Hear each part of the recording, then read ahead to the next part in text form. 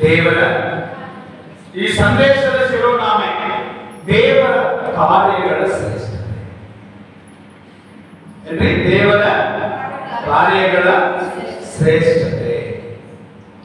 Amen. ಏನೇನು ಕಾರ್ಯ ಮಾಡಿದರೆ ದೇವರು ನಮ್ಮ ಜೀವಿತದಲ್ಲಿ ಹೇಳಲಿಕ್ಕೆ ವರ್ಣಿಸಲಿಕ್ಕೆ ಅಸಾಧ್ಯವಾದಷ್ಟು ಕಾರ್ಯಗಳನ್ನು ದೇವರು ಮಾಡಿದ್ದಾರೆ. ಆಮೆನ್. ನಮ್ಮ ಜೀವಿತಗಳನ್ನ ದೇವರು ಸಮೃದ್ಧಿಯ ಹೊಳೆಯ ಹಾಗೆ ಹರಿಸ್ತಾ ಇದ್ದಾರೆ. ಕಲ್ಲು ಮಣ್ಣು ಅಡ್ಡಿ ಅಡೆತಡೆಗಳು ಸಾವಿರ ಬಂದು ಸಹ ಯೇಸುವಿನ ನಾಮದಲ್ಲಿ ಸಾಕ್ತಾ ಇದ್ದಾರೆ.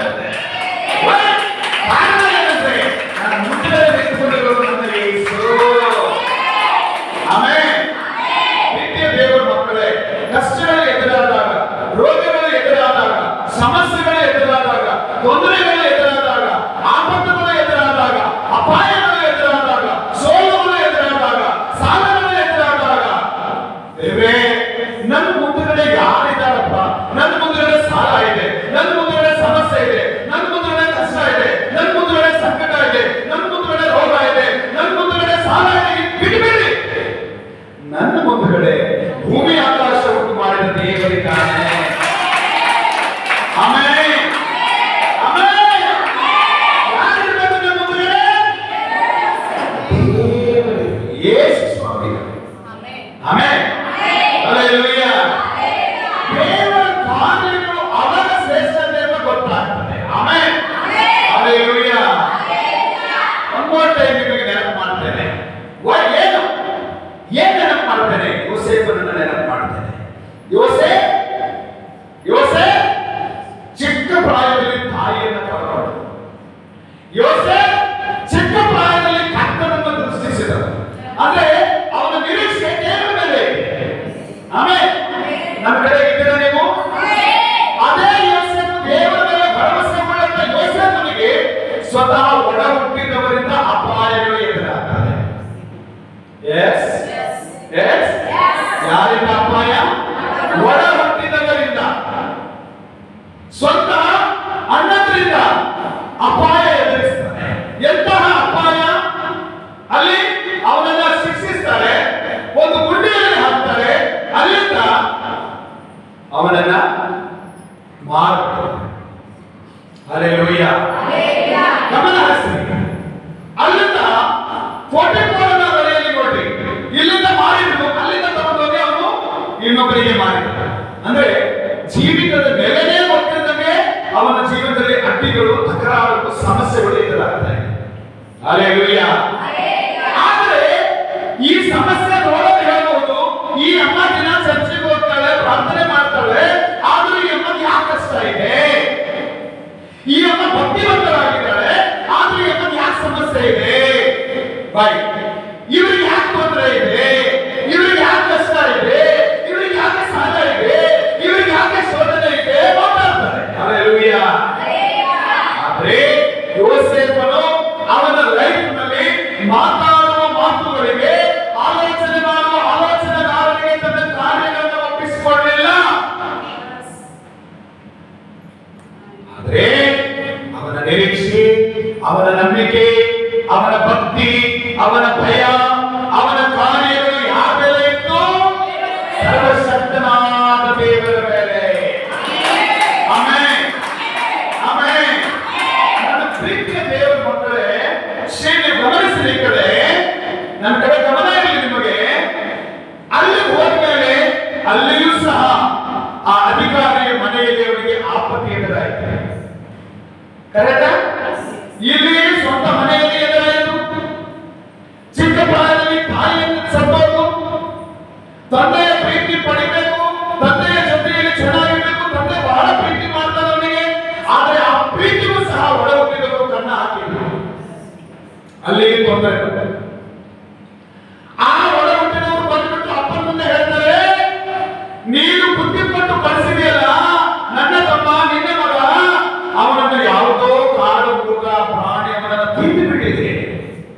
ಅವನ ವಸ್ತ್ರ ರಕ್ತದಲ್ಲಿ ಆ ಒಂದು ಆಡು ಮರಿಯನ್ನು ಕಟ್ ಮಾಡಿ ಅದರ ರಕ್ತದಲ್ಲಿ ಹತ್ತಿ ನೋಡ್ರಿ, ಇದು ನಿನ್ನ ಮಗನ ನಿಲುವಂಗಿ ಸಿಕ್ಕಿದೆ ಅಂತ ಹೇಳಿ ಆ ತಂದೆಗೆ ತೋರಿಸ್ತಾರೆ. ಅಂದ್ರೆ ಅವನ ಪಾಲಿಗೆ ಅವನು ಏನಾಗ್ಬಿಟ್ಟ? ಸತ್ತು ಹೋಗಿದ್ದಾನೆ ಅಂತ ಭಾವಿಸ. ಹಲ್ಲೆಲೂಯಾ. ಅಲ್ಲಿ ಪೋಟಿಫರ್ ಮನೆಯಲ್ಲಿದ್ದಾನೆ. ಅಲ್ಲಿ ಒಂದು ಆಪತ್ತದಾಯಿತು. ಏನು? ಪೋಟಿಫರನ ಪತ್ನಿ ಅವನನ್ನ ಕರೀತಾಳೆ, ನನ್ನ ಸಂಗಮಕ್ಕೆ ಬಾ, ನನ್ನ ಜೊತೆಯಲ್ಲಿ ಬಾ, ನಾವಿಬ್ರು ಪಾಪ ಮಾಡಲ್ಲ ಬಾ ಕರೀತಾಳೆ. ಆದರೆ ಯೋಸೇಫನು ದೇವರಿಗೆ ಭಯಪಟ್ಟು ತಾನು ಸುತ್ತಕೊಂಡಂತಹ ಆ ಬಟ್ಟೆಯನ್ನು ಅಲ್ಲೇ ಬಿಟ್ಟು ಓಡೋಗ್ಬಿಡ್ತಾನೆ, ಬೆತ್ತಲೆಯಾಗಿ ಓಡೋಗ್ಬಿಡ್ತಾನೆ. ಅಲ್ಲಿ ಶೋಧನೆ ಎದುರಾಯಿತು. ಅಲ್ಲಿನೂ ಅವನು ಪಾಪಕ್ಕೆ ಒಳಗಾಗಲಿಲ್ಲ. ಹಲ್ಲೆಲೂಯಾ. ಅಲ್ಲಿ ಶೋಧನೆ ಎದುರಾಯಿತು. ಆಮೇಲೆ ಗಂಡ ಬಂದಾಗ ಆ ಅಧಿಕಾರಿಗೆ ಹೆಂಡತಿ ಪಾಪಕ್ಕೆ ಬಾ ಅಂತ ಕರೆದಂತಹ ಹೆಂಡತಿ ಹೇಳ್ತಾ ಇದ್ದಾಳೆ ಗಂಡನಿಗೆ, ನೀನು ಕರ್ಕೊಂಡು ಬಂದಿಲ್ಲ, ಇಬ್ರಿಯರ ಹುಡುಗ ಅವನು ನನ್ನ ಕೆಲಸಕ್ಕೆ ಬಂದ, ನನ್ನನ್ನು ಬಲತ್ಕಾರ ಮಾಡಕ್ ಬಂದ, ನೋಡು ಅವನ ಬಟ್ಟೆ ಸಾಕ್ಷಿಗೋಸ್ಕರ ಇಟ್ಕೊಂಡಿದ್ದೇನೆ ಅಂತ. ಹಲ್ಲೆಲೂಯಾ. ಅಲ್ಲಿಯೂ ಅವನಿಗೆ ಶೋಧನೆ ಎದುರಾಯಿತು. ತಕ್ಷಣ ಗಂಡ ಏನ್ ಮಾಡ್ತಾನೆ, ಅಧಿಪತಿ ಅವನನ್ನ ತಗೊಂಡೋಗಿ ಜೈಲಿಗೆ. ಹಲ್ಲೆಲೂಯಾ. ಒಂದು ಕಡೆ ಇದ್ದೀರಾ ನೀವು? ಅದಕ್ಕೆ ಪೂರ್ವದಲ್ಲಿ ನಾವು ನೋಡ್ತೇವೆ, ಇವನು ಇಲ್ಲಿಂದ ಅಲ್ಲಿಗೆ ಮಾರುಪಟ್ಟ ಮೇಲೆ ಆ ಅಧಿಕಾರಿಯ ಮನೆಯಲ್ಲಿ ಯೆಹೋವನು ಯೋಸೇಫನ ಸಂಗಡ ಇದ್ದುದರಿಂದ ಅವನ ಮನೆಯನ್ನು ಆಶೀರ್ವದಿಸಿದನು. ಆ ತನಿಯ ಮನೆಯು ಏಳಿಗೆಗೆ ಬಂತು. ಹಲ್ಲೆಲೂಯಾ. ಯಾರ ಸಂಗಡ ದೇವರಿದ್ದಾನ ಆ ಮನೆ ಆಶೀರ್ವದಿಸಲ್ಪಟ್ಟ ಮನೆ. ಯೇಸು ನಿನ್ನ ಸಂಗಡ ಇದ್ದಾನಂದ್ರೆ ನಿನ್ನ ಮನೆಯಲ್ಲಿ ಸಮಾಧಾನ ಇರ್ತದೆ. ಯೇಸು ನಿನ್ನ ಸಂಗಡ ಇದ್ದಾನಂದ್ರೆ ನಿನ್ನ ಹೃದಯದಲ್ಲಿ ಸಮಾಧಾನ ಇರ್ತದೆ. ಯೇಸು ನಿನ್ನ ಸಂಗಡ ಇದ್ದಾನಂದ್ರೆ ನಿನ್ನ ಮನೆಯಲ್ಲಿ ಪ್ರಾರ್ಥನೆಯ ದೀಪ ಉರಿತಾ ಇರ್ತದೆ. ಹಲ್ಲೆಲೂಯಾ. ಸಕಲ ಸಮಸ್ಯೆ, ಕೊರತೆ, ಅಗ್ನಿ ಎಲ್ಲಿಂದ ಬರ್ತದೆ? ಬೈಬಲ್ ಹೇಳ್ತಾ ಇದೆ, ಸೈತಾನನಿಂದ, ಲೋಕದಿಂದ, ನಿಮ್ಮ ಒಳಗಿರುವ ದುರಾಲೋಚನೆಯಿಂದ. ಎಲ್ಲಿಂದ ಬರ್ತದೆ? ಯೆಸ್. ಹಲ್ಲೆಲೂಯಾ. ದೇವರನ್ನ ದೃಷ್ಟಿಸಬೇಕು ನಾವು. ಆಮೇಲೆ ಕೀರ್ತನೆ 34ನೇ ಅಧ್ಯಾಯದಲ್ಲಿ ನಾವು ಗಮನಿಸುತ್ತೇವೆ. ಓದಿ ಯಾರಾದರೂ ಕೀರ್ತನೆ 34 5ನೇ ವಚನ ಓದಿ. Psalms chapter 34 verse 5. ಕೀರ್ತನೆ 34 ಓದಿ. ಆತನನ್ನೇ, ಯಾರನ್ನು? ಯೇಸುವ ದೇವ. ಆಮೆನ್. ಆತನನ್ನೇ ದೃಷ್ಟಿಸಿದವರು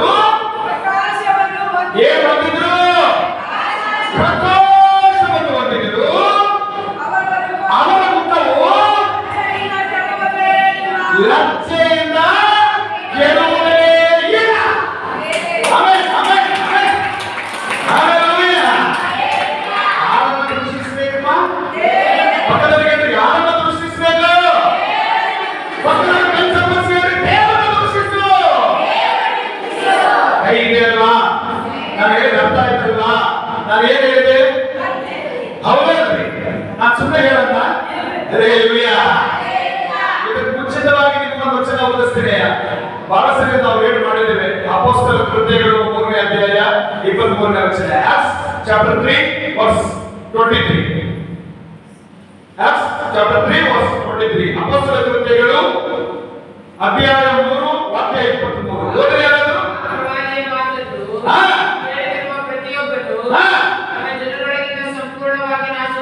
ಹಲ್ಲೆಲೂಯಾ. ಆ ಪ್ರವಾದಿಯ ಮಾತು, ನಿನಗೆ ಕೊಡಲ್ಪಟ್ಟ ಸೇವಕರ ಮಾತನ್ನು ನೀನು ಕೇಳದೆ ಹೋದ್ರೆ ಈ ಜನಗಳಿಂದ ದೇವರು ಸಂಪೂರ್ಣವಾಗಿ ನಿನ್ನನ್ನು ನಾಶ ಮಾಡ್ತಾನೆ. ನಾನು ಹೇಳಿದ್ದಾಮ? ನಾನು ಹೇಳ್ತಾ ಇದ್ದನ್ನ ನಾನು ಬರುತ್ತ ಸರ್ವಶಕ್ತನಾದ ದೇವರು ಬರೆಸಿಕೊಟ್ಟಂತ ಮಾತುಗಳು. ಹಲ್ಲೆಲೂಯಾ. ನಾನು ಹೇಳಿದ್ರು ನೀವು ಕೇಳಿದಾಗ ನಿಮಗೆ ಇಷ್ಟ ಬಂದ ಹಾಗೆ ನೀವು ಇರ್ತಾ ಇದ್ರೆ ಒಂದು ದಿನ ದೇವರು ನಿಮ್ಮನ್ನು ನಾಶನಕ್ಕೆ ಏರ್ಪಡಿಸ್ತಾನೆ. ಆವಾಗ ನೀವು ಇಷ್ಟಪಡಿಕೊಂಡು ತಪ್ಪಿಸಿಕೊಳ್ಳಿಕ್ಕೆ ಸಾಧ್ಯವಿಲ್ಲ. ಹಲ್ಲೆಲೂಯಾ. ಹಲ್ಲೆಲೂಯಾ. ಹಲ್ಲೆಲೂಯಾ. ಈ ಬೇರೆಗಳನ್ನು ಬೆನ್ನು ಚಪ್ಪರಿಸಿ ಆತನನ್ನು ದೃಷ್ಟಿಸಿದವರು ಪ್ರಕಾಶವನ್ನು ಹೊಂದಿದರು. ಅವರ ಮುಖ ಲಜ್ಜೆ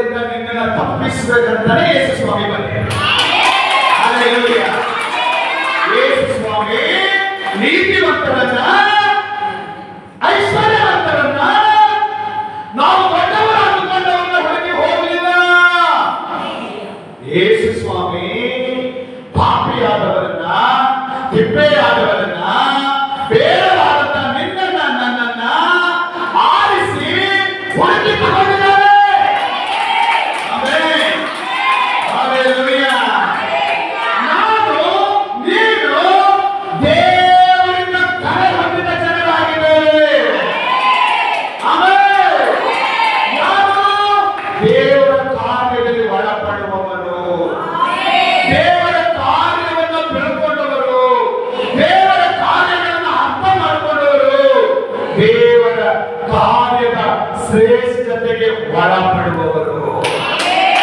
ಹಲ್ಲೆಲೂಯಾ, ಹಲ್ಲೆಲೂಯಾ, ಹಲ್ಲೆಲೂಯಾ, ಹಲ್ಲೆಲೂಯಾ. ನಂಬಿಕೆ ಇದೆಯಾ?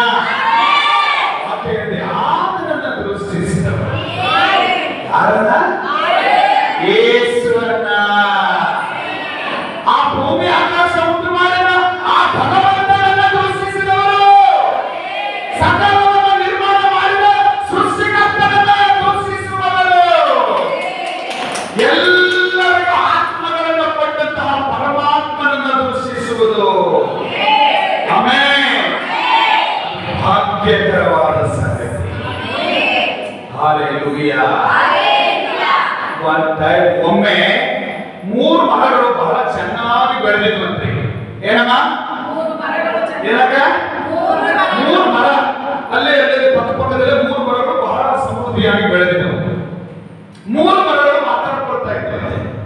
ಒಂದು ಮರ ಹೇಳ್ತದೆ, ನಾನೇ ಯಾರಾದ್ರೂ ಪಡ್ಕೊಂಡು ಹೋದ್ರೆ ನಾನು ಅವಾಗ ಹೇಳ್ಬಿಡ್ತೀನಿ, ನನಗೆ ಒಳ್ಳೆ ಬೆಳ್ಳಿ ಬಂಗಾರ ರೊಕ್ಕ ಕೂಡಿಸಿರ್ತಕ್ಕಂಥ ಪೆಟ್ಟಿಗೆಯಾಗಿ ಮಾಡು. ಬೆಳ್ಳಿ ಬಂಗಾರ ವಜ್ರ ವೈಡೂರ್ಯಗಳನ್ನ, ಅಮೂಲ್ಯವಾದ ಬೆಲೆಯುಳ್ಳ ವಸ್ತುಗಳನ್ನ ಕೂಡಿಸುವ ಪೆಟ್ಟಿಗೆಯಾಗಿ ಮಾಡು ಅಂತ ಹೇಳಿ ನಾನು ಆಸೆ ಪಡ್ತೇನೆ ಅಂತ ಒಂದು ಮರ ಹೇಳ್ತೇನೆ. ಎರಡನೇ ಮರ ಹೇಳ್ತಂದ್ರೆ ಏನಂತ ಹೇಳಿ, ನನಗೇನ್ ಮಾಡಬೇಕು? ನಾನು ಒಳ್ಳೆ ಹಡಗಾಗ್ಬೇಕು. ಏನಾಗ್ಬೇಕ್ರಿ? ನಾನು ಹಡಗಾಗ್ಬೇಕು. ನಾನು ಲೋಕವೆಲ್ಲ ಸುತ್ತಬೇಕು. ಏನ್ ಮಾಡ್ಬೇಕು? ನಾನು ಲೋಕವೆಲ್ಲ ಸುತ್ತಬೇಕು, ಎಲ್ಲರೂ ಹೊತ್ಕೊಂಡು ನಾನು ತಿರುಗಾಡ್ಬೇಕು ಅಂತೇಳಿ ಎರಡನೇ ಮರ ಆಸೆ ಪಡುತ್ತೆ. ಮೂರನೇ ಮರ ಹೇಳ್ತಂತೆ, ನನಗೆ ಮಾತ್ರ ಯಾರು ಬೆಳಿಬಾರ್ದಪ್ಪ, ನಾನು ಬಹಳ ಎತ್ತರವಾಗಿ ಬೆಳಿಬೇಕು. ಬಂದು ಜನ ಎಲ್ಲ ಎಪ್ಪೋ ಈ ಮರ ಎಷ್ಟು ಎತ್ತರವಾಗಿದೆ ಅಂತ ಕೇಳಬೇಕು, ಅಷ್ಟು ಎತ್ತರವಾಗಿ ನಾನು ಬೆಳಿಬೇಕು ಅಂತ ಹೇಳಿ ಮೂರನೇ ಮರ ಹೇಳ್ತಂತೆ. ನಾನು ಮಾತು ಅರ್ಥ ಆಗ್ತಿದ್ರ? ಎಲ್ಲರೂ ಅರ್ಥ. ಒಂದು ದಿನ ಮಂಡ್ಯ ಬಂತು, ಒಬ್ಬನು ಕೊಡ್ಲಿ ತಗೊಂಡು ಕಾಡಿಗೆ ಬಂದಾಗ ಆ ಮರವನ್ನು ನೋಡ್ತಾ ಇದ್ದಾನೆ, ಕಡಿಮೆ ಅಂತೇಳಿ ಮೊದಲನೇ ಮರದ ಹತ್ರ ಹೋಗಿ ಆ ಮರದ ಬುಡಕ್ಕೆ ಕೊಡ್ಲಿ ಹಾಕಬೇಕಂತ ಹೇಳಿ ತಯಾರಾದ ಅಸಲಿ ಮರ, ಏ ಮನುಷ್ಯನೇ, ನೀನು ನನ್ನ ಕಡಿ, ಆದ್ರೆ ಅಮೂಲ್ಯವಾದ ಬೆಳ್ಳಿ ಬಂಗಾರ ಹಾಕ್ತಕ್ಕಂಥ ಪೆಟ್ಟಿಗೆಯಾಗಿ ಮಾಡೋದಾದ್ರೆ ನನ್ನ ಕಡೆ ಏನಪ್ಪ ಅಂತ ಹೇಳಿ ಹೇಳ್ತದೆ. ಆಯ್ತು ಅಂತ ಹೇಳಿ ಅವನು ಆ ಮರವನ್ನ ಕಟ್ ಮಾಡಿದ್ರೆ ಎಲ್ಲ ಚೆನ್ನಾಗಿ ಹಲಗೆ ತರ ಎಲ್ಲ ಬರೆದು ಎಲ್ಲ ನೀಟ್ ಮಾಡಿ ಆ ಮರದ ಮಾತು ಕೇಳಿಲ್ಲ. ಅವನು ಏನ್ ಮಾಡಿಬಿಟ್ಟೆ, ದನದ ಕೊಟ್ಟಿಗೆಯಲ್ಲಿ ಮೇವು ಹಾಕ್ತಕ್ಕಂಥ ಒಂದು ಒಳ್ಳೆ ಗೋಧಿಯಾಗಿ ಮಾಡ್ದ. ನನ್ನ ಕಡೆ ಇದ್ದೀರಾ? ಗೋಧಿಯಾಗಿ ಮಾಡ್ದ. ಅದಕ್ಕೆ ಬಹಳ ನಿರಾಶೆ. ಇನ್ನು ಸ್ವಲ್ಪ ದಿನ ಆದ್ಮೇಲೆ ಅವನು ಎರಡನೇ ಮರದ ಹತ್ರ ಹೋದ. ಎರಡನೇ ಮರದ ಹತ್ರ ಹೋಗಿ ಆ ಮರಕ್ಕೆ ಕೊಡ್ಲಿ ಹಾಕಿದ. ಮರವೇ, ಮೊದಲನೇ ಮರಕ್ಕೆ ನನ್ನ ಸ್ನೇಹಿತನಿಗೆ ಆದಂತಹ ಅವಮಾನ ನಾನು ನೋಡಿದ್ದೇನೆ. ಅವನಿಗೆ ಆದ ಅವಮಾನ ನನಗೆ ಹಾಕಬಾರ್ದು. ನನಗೆ ಆಸೆ ಇದೆ, ದೊಡ್ಡ ಮರವಾಗಬೇಕು, ನಾನು ಲೋಕವೆಲ್ಲ ಸುತ್ತಬೇಕು, ಎಲ್ಲರೂ ನನ್ನ ಹತ್ತು ಬರಬೇಕು, ಎಷ್ಟು ಚೆನ್ನಾಗಿದೆ ಅಂತ ಹೇಳಬೇಕು, ನನ್ನನ್ನು ಹೊಗಳಬೇಕು. ನೀವು ದೊಡ್ಡ ಹಳೆ ಮಾಡ್ತೀನಿ ನನ್ನ ಕಟ್ ಮಾಡ್ಬೇಡ, ಇಲ್ಲ ನನ್ನ ಕಟ್ ಮಾಡಬೇಡ ಅಂತ ಹೇಳಿ ಆ ಮರ ತುಂಬಾ ಬೇಡ. ಅವಾಗ ಈ ಮನುಷ್ಯ ಆಯ್ತು ಅಂತ ಹೇಳಿದ್ರಿಂದ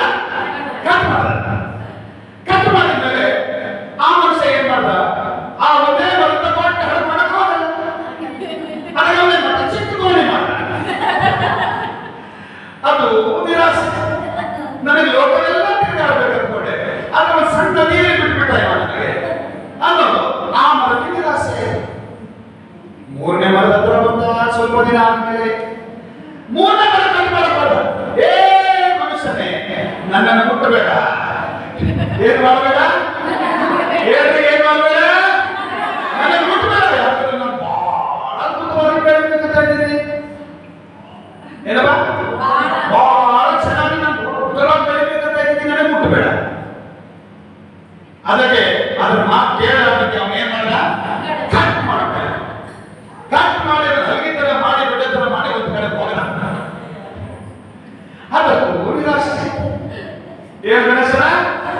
ಅದಕ್ಕೆ ಏನಾಯ್ತಲ್ಲ ಮೂರನೇ ಮರಕ್ಕೂ ನಿರಾಸೆ ಆಯ್ತು.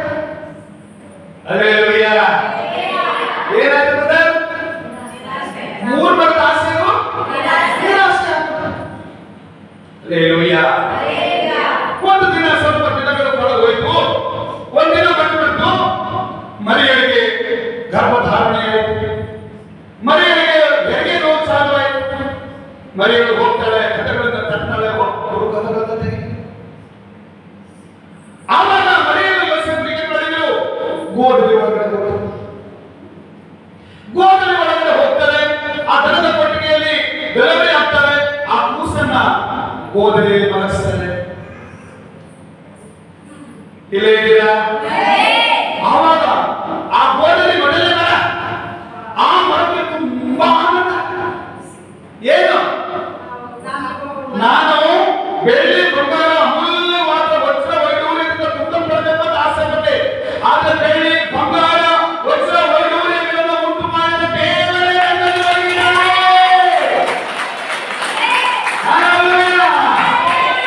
ಸಕಲ ವೈಭವವನ್ನು ನಿರ್ಮಾಣ ಮಾಡಿದ ಸೃಷ್ಟಿಕರ್ತನಾದ ದೇವರು ಈ ಲೋಕದಲ್ಲಿ ಬಂದಾಗ ನನ್ನಲ್ಲಿ ಒಳಗಿದ್ದಾನೆ. ಅದನ್ನ ಆತನನ್ನ ಹೊರತಂತ ನಾನೇ ನನ್ನಷ್ಟು ಪುಣ್ಯವಂತರು ಯಾರಿದ್ದಾರೆ? ನನ್ನಷ್ಟು ಭಾಗ್ಯವಂತರು ಯಾರಿದ್ದಾರೆ? ಆ ಮರಕ್ಕೆ ಸಂತೋಷವೋ ಸಂತೋಷ. ಹಲ್ಲೆಲೂಯಾ. ಸ್ವಲ್ಪ ದಿನ ಆಯಿತು. ಕರ್ತನಾದ ಯೇಸು ಕ್ರಿಸ್ತನು ಬೆಳೀತಾ ಬಂದರು. 33 ವರ್ಷಗಳು ಕಳೆದು ಹೋಗ್ತಾ ಇದೆ. ಹಲ್ಲೆಲೂಯಾ. 30 ವರ್ಷಗಳು ಕಳೆದೋಯ್ತು. 31ನೇ ವಯಸ್ಸಿನಲ್ಲಿ ಯೇಸು ಸ್ವಾಮಿ ಸೇವೆಯನ್ನು ಆರಂಭ ಮಾಡಿದರು. ಹಲ್ಲೆಲೂಯಾ. ಆವಾಗ ಗಲಿಲಾಯ ಪಟ್ಟಣದವರೆಲ್ಲ ಸುವಾರ್ತೆ ಕೇಳಕ್ಕೆ ಸ್ವಾಮಿ ಬಂದರು.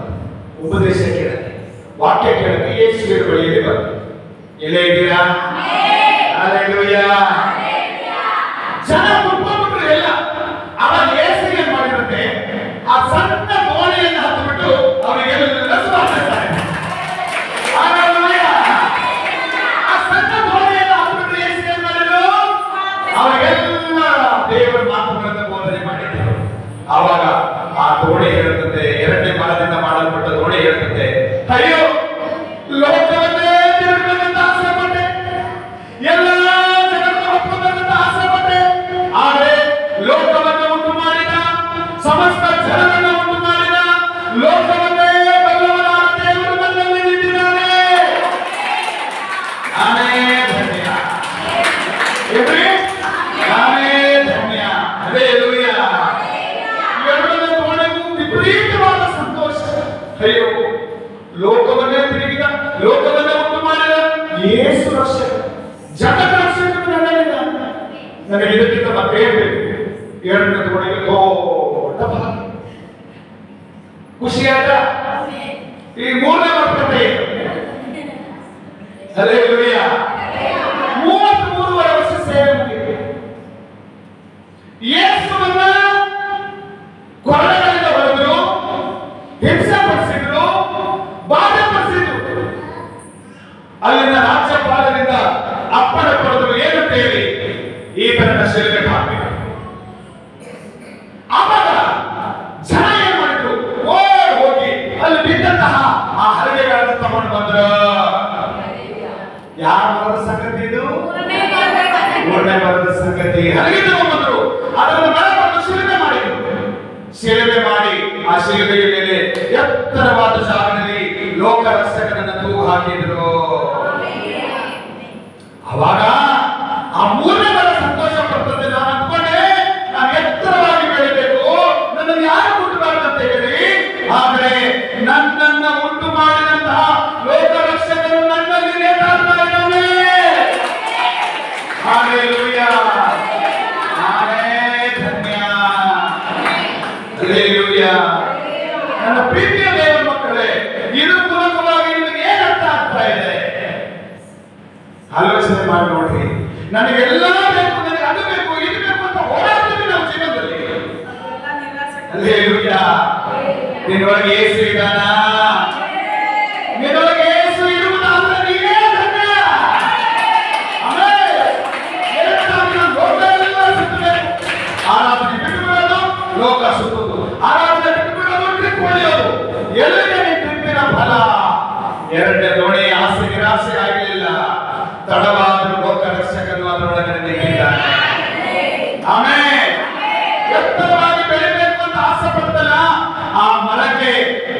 ಎಷ್ಟೇ ಎತ್ತರವಾಗಿರೋದು ಒಂದಿನ ಬೀಳ್ತಿಲ್ವಾ? ಹೌದಾ? ಆದ್ರೆ ಲೋಕ ರಕ್ಷಕನನ್ನ ಹೊತ್ತುಕೊಂಡು ನಿಲ್ಲುವ ಎತ್ತರವಾದ ಜಾಗ ಇಡೀ ಪ್ರಪಂಚದವರು ಆ ಜಗದರ್ಶಕರನ್ನು ಆರಾಧಿಸತಕ್ಕಂತಹ ಅಮೂಲ್ಯವಾದ ಭಾಗ್ಯ ಇವತ್ತು ನಿಮಗೆ ಹೇಳ್ತಾ ಇದ್ದೇನೆ. ಕಸದ ದೊಡ್ಡಿಯಲ್ಲಿ ಇದ್ದೀರಾ, ನೀನ್ ಕೆಲಸ ಉಪಯೋಗ ಮಾಡಬಾರ್ದು ನೀರಿನಲ್ಲಿ ಬಿಸಾಕ್ಬಿಟ್ಟಿದಾರ. ಅಯ್ಯೋ ನೀನ್ ಏನು ಉಪಯೋಗ ನಿನ್ನ ಸೈಡಲ್ಲಿ ಎಲ್ಲ ತಗೊಂಡೋಗಿ ಕಸದ ರೀತಿಯಲ್ಲಿ ಬಿಸಾಕಿದಾರ. ಒಂದು ದಿನ ಬರ್ತದೆ, ನಿನ್ನ ಮನೆಯಲ್ಲಿ ನಿಮಗೆ ರೆಸ್ಪೆಕ್ಟ್ ಇಲ್ಲ, ಸಮಾಜದಲ್ಲಿ ರೆಸ್ಪೆಕ್ಟ್ ಇಲ್ಲ, ಓಣಿಯಲ್ಲಿ ರೆಸ್ಪೆಕ್ಟ್ ಇಲ್ಲ, ಬಂಧುಗಳ ಮಧ್ಯದಲ್ಲಿ ರೆಸ್ಪೆಕ್ಟ್ ಇಲ್ಲ, ಗಂಡ ಹೆಂಡತಿಯ ಮಧ್ಯದಲ್ಲಿ ಗೌರವ ಇಲ್ಲ, ಮಕ್ಕಳ ಮಧ್ಯದಲ್ಲಿ ಗೌರವ ಇಲ್ಲ, ಅಕ್ಕ ತಂಗಿಯ ಮಧ್ಯದಲ್ಲಿ ಗೌರವ ಇಲ್ಲ, ಅಣ್ಣ ತಮ್ಮರ ಮಧ್ಯದಲ್ಲಿ ಗೌರವ ಇಲ್ಲ. ಚಿಂತಿಸಬೇಡ, ಒಂದಿನ ಬರ್ತದೆ ದೇವರು ನಿನ್ನನ್ನು ಎತ್ತರವಾದ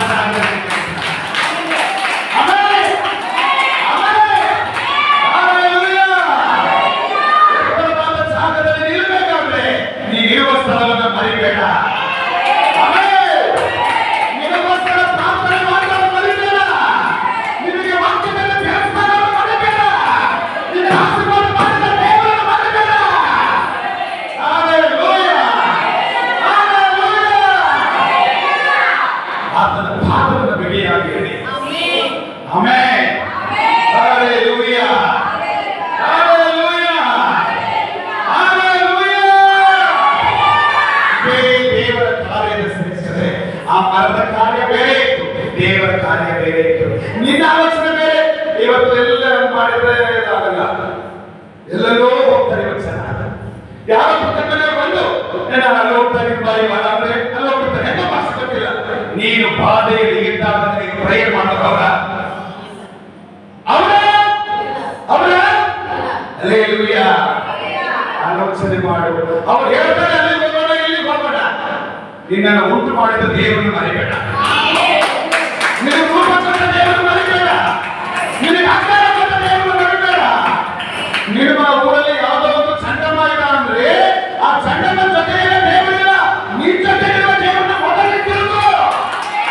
ಹಲ್ಲೆಲೂಯಾ. ಆ ಚಂಡಮ್ಮ ಹೇಳ್ತಾರೆ, ಏ ಬೋರಮ್ಮ ಬಾ, ನಾವಿಬ್ಬರು ಈ ವಾರ ಇಲ್ಲಿ ಹೋಗೋಣ. ಮುಂದಿನ ಎಲ್ಲರೂ ಬೋರಮ್ಮ ಚಂಡಮ್ಮ ಜೊತೆ ನೀನು ಸಹ ಆಶೀರ್ವಾದವಾಗಿದೆಯಾ? ಹಲ್ಲೆಲೂಯಾ. ನಿನ್ನ ಮುಖ ಲಜ್ಜೆಯಿಂದ ಕೆಡಬಾರ್ದಂದ್ರೆ ಕ್ರಿಸ್ತನನ್ನ ದೃಷ್ಟಿಸು, ದೇವರನ್ನ ದೃಷ್ಟಿಸು. Amen, amen. ಯೇಸುವನ್ನು ಹೊತ್ತುಕೊಳ್ಳುವುದು ದೊಡ್ಡ ಭಾಗ್ಯ. ನಿನ್ನ ಹೃದಯದಲ್ಲಿ ದೇವರಿಲ್ಲ, ಇದನ್ನು ಇಲ್ಲ,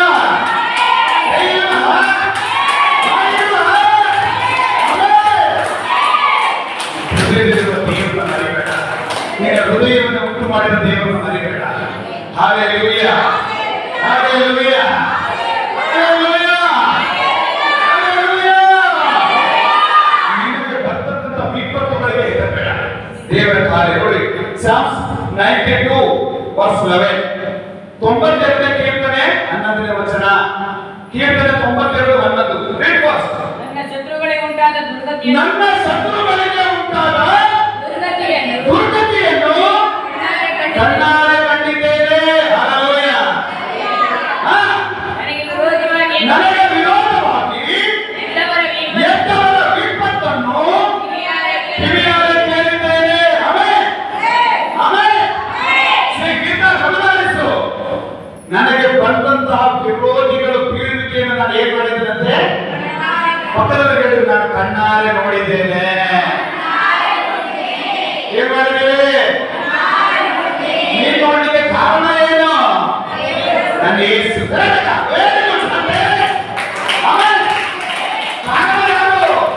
ನನ್ನ ಮಗ, ನನ್ನ ಗಂಡ ದುಡಿತಾರೆ, ನಮ್ಮಪ್ಪ ದುಡಿತಾರೆ, ನಮ್ಮ ತಂದೆಗೆ ಗೌರ್ಮೆಂಟ್ ಜಾಬ್ ಇದೆ, ನಮ್ಮ ತಮ್ಮ ಬಾಳ ದುಡಿತಾನೆ.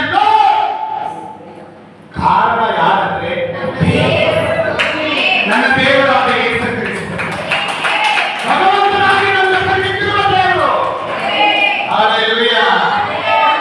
ಆಮೇಲೆ ಎಲ್ಲರೂ ಆಮೇಲೆ ಅಂತ ಹೇಳಿ ನಮ್ಮ ಹೃದಯಗಳಲ್ಲಿ ಸ್ವೀಕಾರ ಮಾಡಿ.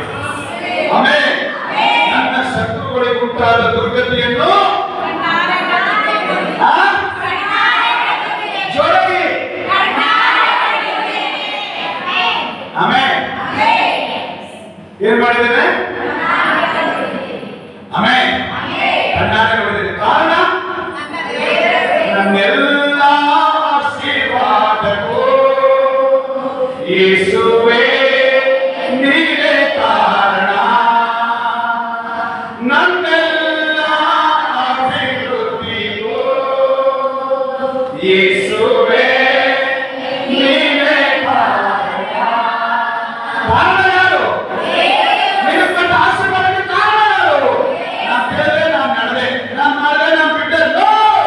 ನಾನೀಗ ನಿಂತಿರೋದು ದೇವರ ಆಶೀರ್ವಾದ. ಆಮೆನ್.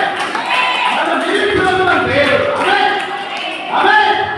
ಇದೇ ದೇವರ ಕಾರ್ಯದ ಶ್ರೇಷ್ಠತೆ ಆಗಿದೆ ದೇವರ ಮಕ್ಕಳೇ. ಹಲ್ಲೆಲೂಯಾ. ಹಲ್ಲೆಲೂಯಾ. ಹಲ್ಲೆಲೂಯಾ. ಒಂದು ಯೋಹಾನ 2ನೇ ಅಧ್ಯಾಯ 11ನೇ ವಚನ. ಒಂದು ಯೋಹಾನ 2ನೇ ಅಧ್ಯಾಯ 11ನೇ ವಚನ. ಗಮನಿಸಿ, ಆ ಮೂರು ಮರದ ಆಸೆ ಇತ್ತು. ಆ ಮೂರು ಮರದ ಆಸೆಯನ್ನು ಫಲಿಸಲಿಲ್ಲ. ಆದರೆ ಆ ಮೂರು ಮರದ ಆಸೆ ಯೇಸುವಿನ ಕಾರ್ಯ ಶ್ರೇಷ್ಠತೆಯಲ್ಲಿ ನೆರವೇರಿತು. ಜ್ಞಾನ ಕಾರ್ಯ ಶ್ರೇಷ್ಠತೆಯಲ್ಲಿ, ಯಾರ ಕಾರ್ಯ ಶ್ರೇಷ್ಠತೆಯಲ್ಲಿ? ಗಣೇಶನ ಓದಿ ಕಾಣ್ತಾ ಇದೆ. ಬಹಳ ಚೆನ್ನಾಗಿ ಓದ್ತಾರೆ. ಓದ್ರಿ ಓದಿ, ಯಾರು ಓದಿ? ನನ್ನ ಶತ್ರುಗಳಿಗುಂಟಾದ ದುರ್ಗತಿಯನ್ನು ಕಣ್ಣಾರೆ ಕಂಡಿದ್ದೇನೆ. ನನ್ನ ಶತ್ರುಗಳಿಗುಂಟಾದ ದುರ್ಗತಿಯನ್ನು ಕಣ್ಣಾರೆ ಕಂಡಿದ್ದೇನೆ.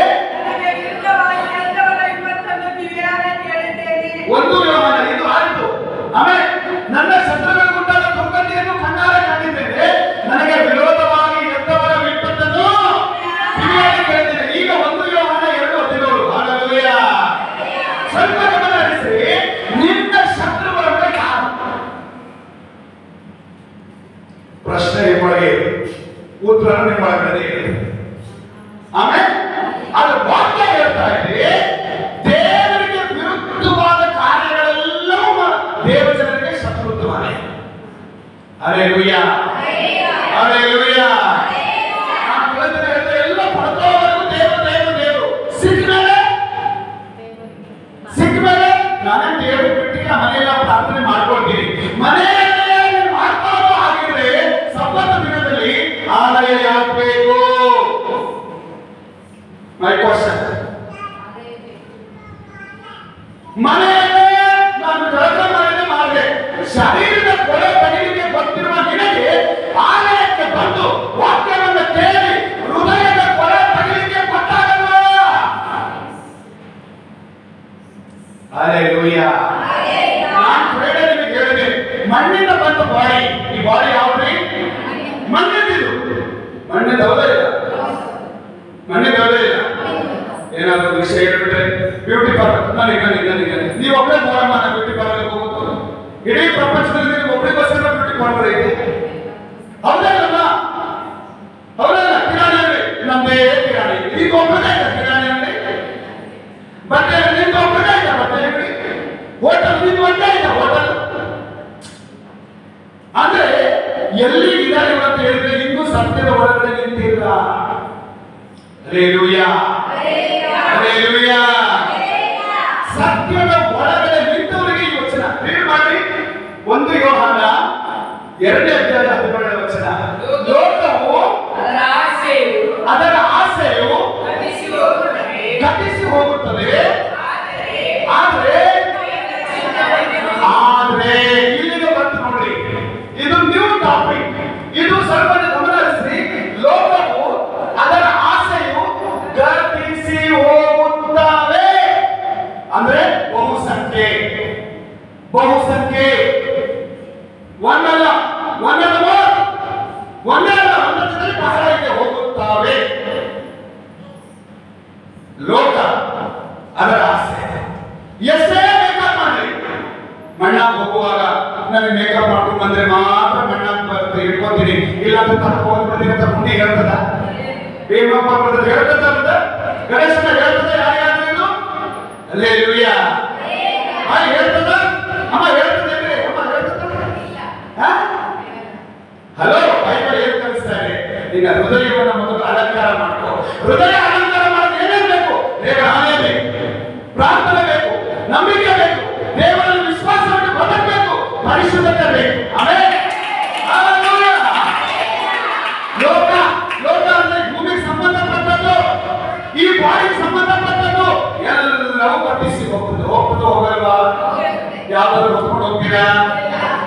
ಹಲ್ಲೆಲೂಯಾ.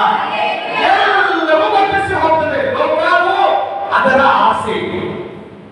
ಏನಮ್ಮ ಜೋರಾಗಿ ಏನ್ರಿ? ಲೋಕ ಮತ್ತೆ ಅದರ ಒಳಗಿರುವ ಆಸೆ. ಹಲ್ಲೆಲೂಯಾ. ಲೋಕ ಮತ್ತೆ ಆಸೆ ಎಲ್ಲವೂ ಏನಾಗ್ತದೆ? ಗತಿಸಿ ಅಂದ್ರೆ ಲಯವಾಗಿ ಹೋಗ್ತದೆ, ನಾಶವಾಗಿ ಹೋಗ್ತದೆ, ಹಾಳಾಗಿ ಹೋಗ್ತದೆ. 100 ವರ್ಷ ಬಂದಿದ್ದ ಪಾಸ್ರೆ ಎಲ್ಲ ಮಾಡಿಟ್ಟಿದ್ದೀನಿ ನೋಡ್ರಿ. ಒಟ್ಕೊಳೋಕೆ ಯಾವ ಒಟ್ಕೊಳೋಕೆ ಒಂದು 10 ಜನರಿಗೆ ಸುವಾರ್ತೆ ಹೇಳು, ಒಂದು ಒಳ್ಳೆದವರಿಗೆ ಹೇಳು, ಒಂದು ಒಳ್ಳೆ ದಾರಿ ತೋರಿಸು. ಈ ಸತ್ತ ಮೇಲೆ ಹಲ್ಲೆಲೂಯಾ. ಈ ಸತ್ತ ಮೇಲೆ ರಕ್ಷೆ ಆಗೋದಿಲ್ಲ. ಯುಗ ಯುಗಾಂತರಗಳು ಸೂರ್ಯ ಚಂದ್ರ ಇರೋವರೆಗೂ ನಿನ್ನ ನೆನಪು ಮಾಡ್ತಾರೆ. ಹಲ್ಲೆಲೂಯಾ. ಈ ಭೂಮಿಯ ಮೇಲಿರುವ ವೋಟರ್ ಕಾರ್ಡ್, ಆಧಾರ್ ಕಾರ್ಡ್ ಇತ್ಯಾದಿ ಇತ್ಯಾದಿ ಕಾರ್ಡ್ಗಳಲ್ಲಿ ನಮ್ಮ ಹೆಸರಿಲ್ಲ, ನಮ್ಮ ಹೆಸರಿಲ್ಲ. ಬೇಗ ಸೇರ್ಪಡೆ ಮಾಡಬೇಕ, ಮಾಡಿಸ್ತೀನಿ. ಆದ್ರೆ ಪರಲೋಕದ ಜೀವಪಾತಿನ ಪಟ್ಟಿಯಲ್ಲಿ ನನ್ನ ಹೆಸರು ಐತೋ ಇಲ್ಲ ಅಂತ ಒಂದಿನ ನಾನು ಯೋಚನೆ ಮಾಡಿದ್ದೇನೆ, ಒಂದು ಕ್ಷಣ ನಾನು ಯೋಚನೆ ಮಾಡಿದ್ದೇನೆ. ಯೋಚನೆ ಮಾಡಬೇಕಾಗಿದೆ. ಆ ಜೀವಪಾತಿನ ಪಟ್ಟಿಯಲ್ಲಿ ಉಳಿದ ನಮ್ಮ ಹೆಸರು ಇಲ್ಲ ಅಂದ್ರೆ ಇಷ್ಟು ದಿನ ನಾವು ಆಲಯ ಬಂದಿದ್ದು ವೇಸ್ಟ್, ಪ್ರಾರ್ಥನೆ ಮಾಡಿದ್ದು ವೇಸ್ಟ್, ಎಸ್ ವಾಕ್ಯ ಕೇಳಿದ್ದು ವೇಸ್ಟ್. ಅಲ್ಲಿ ನಿನ್ನ ಹೆಸರು ಇದೆಯಾ? ಕನ್ಫರ್ಮ್ ಮಾಡ್ಕೊಳ್ಳಿ. ಆಮೇಲೆ ಜೀವಮಾನದ ಪಟ್ಟಿಯಲ್ಲಿ ನಿನ್ನ ಹೆಸರು ಬದಲಾವಣೆ ಆದರೆ ಒಂದು ಕ್ಷಣ ದೇವರನ್ನ ಬಿಟ್ಟು ನೀನು ದೂರ ಇರೋದಿಲ್ಲ, ಒಂದು ವಾರವೂ ದೇವರಿಂದ ನೀನು ದೂರ ಇರೋದಿಲ್ಲ. ಯಾಕೆ ನಾವು ಸಕ್ಸಸ್ ಕಾಣೋದಿಲ್ಲ? ಯಾಕೆ ಜಯ ಕಾಣೋದಿಲ್ಲ? ನಾನು ಆಗಲೇ ಹೇಳಿದೆ, ಕೆಲವು ತಾಯಿಗಳು ಇದ್ದೀರಿ, ಅಳ್ತಾ ಇದ್ದೀರಿ, ನಿಮಗೆ ಹೇಳಕತ್ತೀನಿ, 3 ಮರದ ಹಾಗೆ ಇರ್ಬೋದು. ಒಂದು ದಿನ ಬರ್ತದೆ, ಕಸವಾಗಿ ಕಂಡವರ ಮಧ್ಯದಲ್ಲಿ ಉನ್ನತವಾದ ಆಶ್ರಯಗಳ ದೇವರು ಇಟ್ಕೊಂಡಿದ್ದಾರೆ. ಆಮೇಲೆ ಆ ನಿರೀಕ್ಷೆಯನ್ನು ಯಾವತ್ತೂ ತರಬೇಡ್ರಿ. ಇವತ್ತು ನೀವು ಏನು ಆಸೆಪಟ್ಟು ಹೋಗ್ತಾ ಇರ್ಬೋದು, ಒಂದಿನ ಸರ್ವಶಕ್ತನಾದ ದೇವರು ನಿನ್ನ ಹತ್ರ ಬರ್ತಾರೆ. ಆಮೇಲೆ ನಿನ್ನಲ್ಲಿ ಬರ್ತಾನೆ, ನಿನ್ನಲ್ಲಿ ನಿಂತಾನೆ, ನಿನ್ನಲ್ಲಿ ಇರ್ತಾನೆ. ಹಲ್ಲೆಲೂಯಾ. ನಿನ್ನಲ್ಲಿ ಇರ್ತಾನೆ. ಆಮೇಲೆ ದೇವರ ಆಲೋಚನೆ ವ್ಯತ್ಯಾಸವಾಗಿದೆ. ಆಮೇಲೆ ಲೋಕದಲ್ಲಿರುವವರೇ ಸ್ವಲ್ಪ ಗಮನ ಹರಿಸಿ. ಲೋಕಕ್ಕೋಸ್ಕರವಾಗಿ ಪ್ರಯಾಸ ಪಡ್ತಾ ಇದ್ದವರೇ, ಹೊಲಕ್ಕೊಂಡ ಮೈಕೈ ನೋವು ಕಡಿಮೆ ಆಗ್ತದ? ನಾನು ಫಸ್ಟ್ ಟೈಮ್ ಕೇಳಿದ್ದೆ, ಹೊಲಕ್ಕೊಂಡ ಮೈಕೈ ನೋವು ಕಡಿಮೆ ಆಗ್ತದೆ. ಯಾರಪ್ಪ ಹೇಳಿದ್ದು? ಮೈಕೈ ನೋವು ಕಡಿಮೆ ಆಗಿದೆ ದೇವರು ಹೊಲ ಕೊಟ್ಟಿದ್ದಾನ? ಏನ್ರಿ? ದುಡಿಬೇಕು, ಆರೋಗ್ಯವಾಗಿ ಚೆನ್ನಾಗಿರು, ಜನ ಊಟ ಮಾಡು, ಜನ ಬದುಕು ಈ ಲೋಕದಲ್ಲಿ ಅಂತ ದೇವರು ಕೊಟ್ಟಿದ್ದಾನೆ ಅಲ್ವಾ? ಎಷ್ಟು ದಿನ ಕೊಟ್ಟಿದ್ದಾನೆ? ಬೇಗ ಉತ್ತರ ಕೊಡ್ರಿ. ಫ್ರೈಡೆ, ಏನ್ ಫ್ರೈಡೆ? 6 ದಿನ. 6 ದಿನ ಕೆಲಸ ದುಡಿ, ಚೆನ್ನಾಗಿ ದುಡಿ ಅಂತ ಮಾಡ್ತಾರೆ, ಚೆನ್ನಾಗಿ ದುಡಿ. ಆದ್ರೆ 7ನೇ ದಿನ, ಆದ್ರೆ ಸಬ್ಬತ್ ದಿನ, ನನ್ನ ದಿನ, ವಿಶ್ರಾಂತಿಯ ದಿನ, ಈ ನನ್ನ ಬಳಿ. ಆಮೇಲೆ ಎಲ್ಲಿ ಇರ್ಬೇಕಮ್ಮ? ಹೇಳಿ, ಪಕ್ಕದಲ್ಲಿ ಸ್ವಲ್ಪ ಹೇಳ್ರಿ, ಎಲ್ಲಿರ್ಬೇಕು? ಕೈ ಕೊಟ್ಟು ಹೇಳ್ರಿ, ಎಲ್ಲಿರ್ಬೇಕು? ಹಾಗಾದ್ರೆ ನೀನು ಎಲ್ಲಿದ್ದೀಯಾ? ಹೇಳ್ರಿ.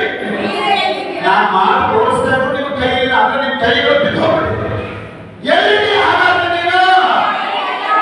ನನಗೆ ಹೇಳ್ಬೇಡಿ, ಪಕ್ಕದವರಿಗೆ ಹೇಳ್ರಿ. ಹಲ್ಲೆಲೂಯಾ. ನನಗೆ ಹೇಳ್ತಾರೆ ಹಲ್ಲೆಲೂಯಾ. ನಾನು ಇದ್ದೀನಿ, ನನಗೆ ಬಂದು ನಾನು ನಂಬಿರುವ ಆತನನ್ನು ನಾನು ಬಲ್ಲೆನು, ನನ್ನನ್ನು ಬಲಪಡಿಸುವ ಆತನನ್ನು ಇಟ್ಟುಕೊಂಡು ಎಲ್ಲರೂ ಶಕ್ತನಾಗಿದ್ದೇನೆ ಅಂತ ಹೇಳಿ ಫಿಲಿಪ್ಪಿ 3:16 ಮಾಡ್ತೇವೆ.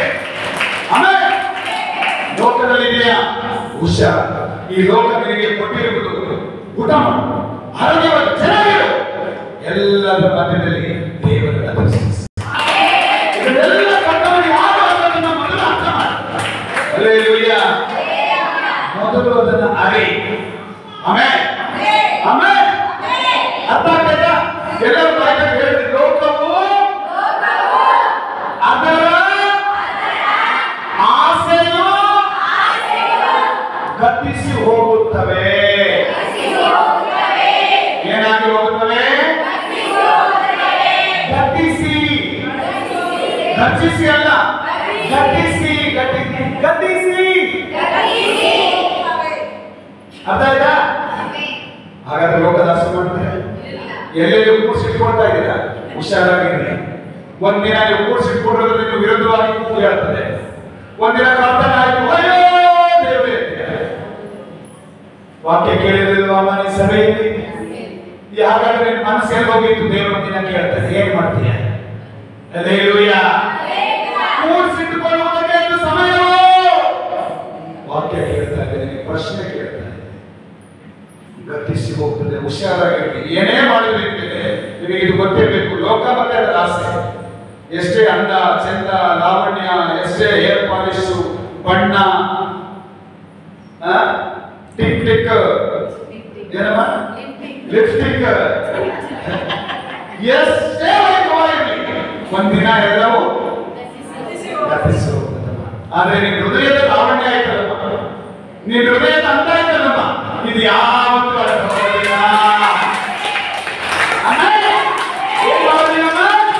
ಯಾವತ್ತೂ.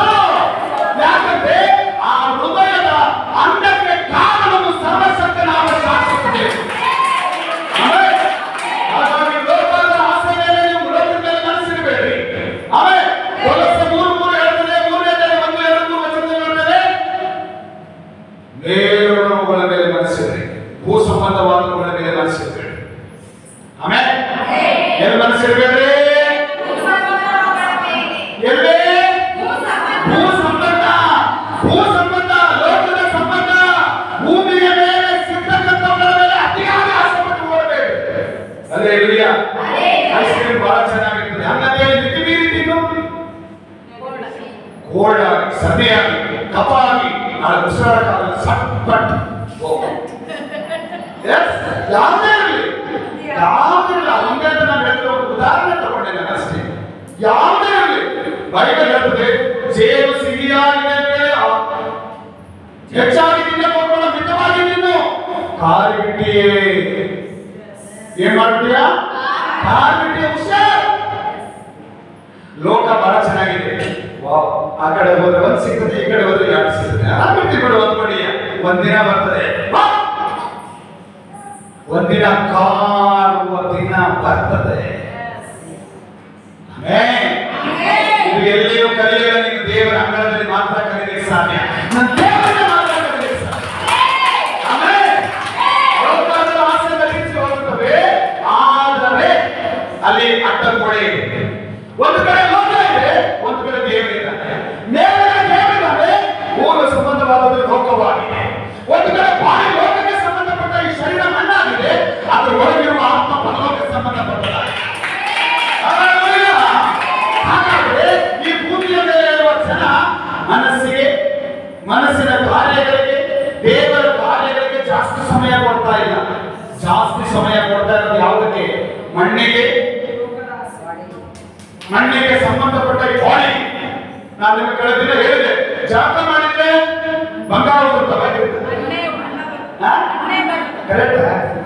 ನಾನು ತಪ್ಪಾಗಿ ಹೇಳ್ತಾ ಇದ್ದರೆ ನೀವು ಹೇಳ್ತೀವಿ. ಏನ್ ಬರ್ತಾರೆ? ಬಟ್ಟೆ ಹಾಕಿ ನೋಡಿ, ಒಂದು 20 ದಿನ ಜಳಕ ಮಾಡಬೇಡ. ಹಲ್ಲೆಲೂಯಾ. ಜಳಕ ಮಾಡಬೇಡ. ಆಮೇಲೆ ಒಂದು ಕಡೆ ಸೈಡ್ ಕೂತ್ಕೊಂಡು ಏನ್ ಬರ್ತದೆ? ರಾಶಿ ಮಾಡಿ ತಗೊಂಡು ವರ್ಷ. ಹಲ್ಲೆಲೂಯಾ. ಯಾರಿಗಾದ್ರೂ ಬಂಗಾರ ಉದ್ರೈತಾ? ಕೆಲವರು ಸುಮ್ಮನೆ ಇರ್ಬೋದು, ಗೊತ್ತಿಲ್ಲ. ಉದಿರ್ಬೋದು. ಹಲ್ಲೆಲೂಯಾ.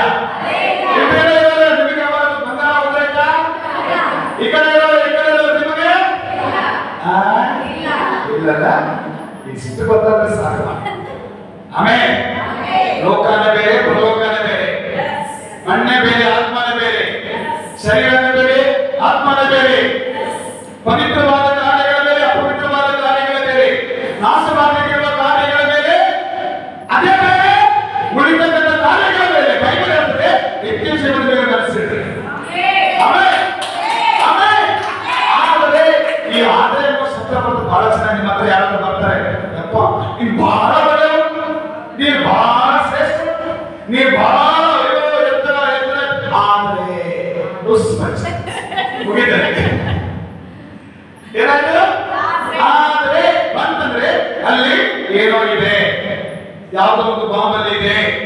ಯಾವುದೋ ಒಂದು ಸಂಗತಿಯಲ್ಲಿದೆ, ಯಾವುದೋ ಒಂದು ವಿಷಯದಲ್ಲಿ ಇದೆ. ಆಮೇಲೆ ಆದ್ರೆ ಅಂದ್ರೆ ಸತ್ಯವನ್ನು ಪ್ರಕಟಪಡಿಸ್ತಾರೆ. ಆದರೆ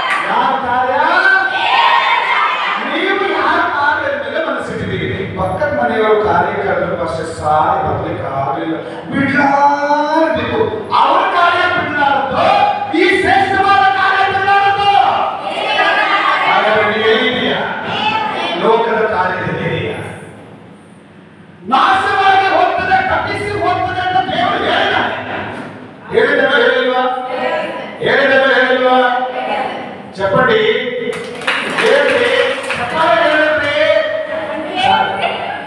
చెప్పండి అని చెప్పబడుతుంది.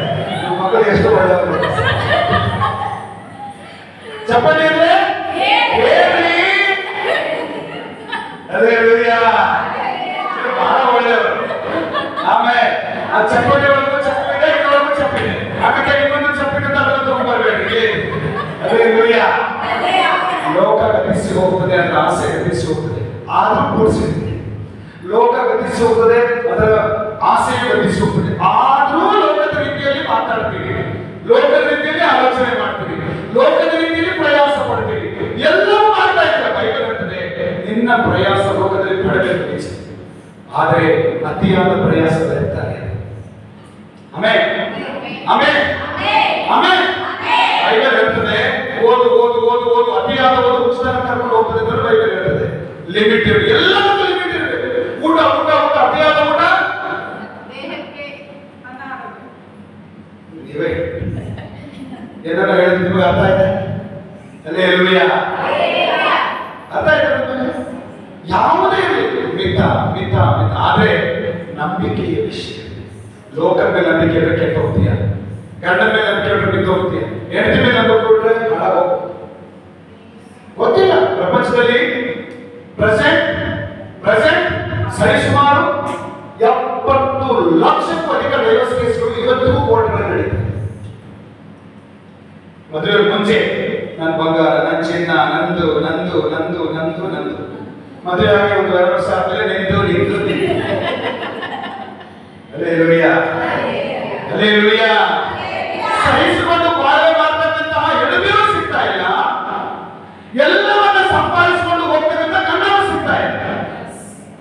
ಬೇಡ, ಆದ್ರೆ ಸ್ವಲ್ಪ ಗಮನ ಹರಿಸಿ, ಲೋಕ ಅದರ ಆಸೆ ಗತಿಸಿ ಹೋಗ್ತದೆ. ಹಾಗಾಗಿ ಲೋಕದ ಮೇಲೆ ಮನಸ್ಸಿಡಬೇಡ್ರಿ. ಆಮೇಲೆ ಏನ್ ಮಾಡ್ಬೇಕು ಪಾಸ್ಟರ್? ಹಾಗಾದ್ರೆ ನಾವೇನ್ ಮಾಡ್ಬೇಕು? ವಾಕ್ಯ ಹೇಳ್ತಾ ಇದೆ, ದೇವರ ಚಿತ್ತವನ್ನು ಏನನ್ನೋ ಏನನ್ನೋ ದೇವರ ಚಿತ್ತವನ್ನು ನೆರವೇರಿಸುವವನು ಸದಾ ಕಾಲಕ್ಕೂ ಇರುವನು. ಲೋಕವು ಅದರ ಆಸೆಯನ್ನು ತಪ್ಪಿಸಿ ಹೋಗ್ತದೆ, ಆದರೆ ದೇವರ ಚಿತ್ತದ ಪ್ರಕಾರ ನಡೆಯುವವನು, ದೇವರ ಚಿತ್ತವನ್ನು ಕೈಗೊಂಡು ನಡೆಯುವವನು, ದೇವರ ಚಿತ್ತವನ್ನು ತಿಳ್ಕೊಂಡವನು, ದೇವರ ಚಿತ್ತವನ್ನು ನೆರವೇರಿಸುವವನು ಸದಾ ಕಾಲಕ್ಕೂ ಇರ್ತಾನೆ.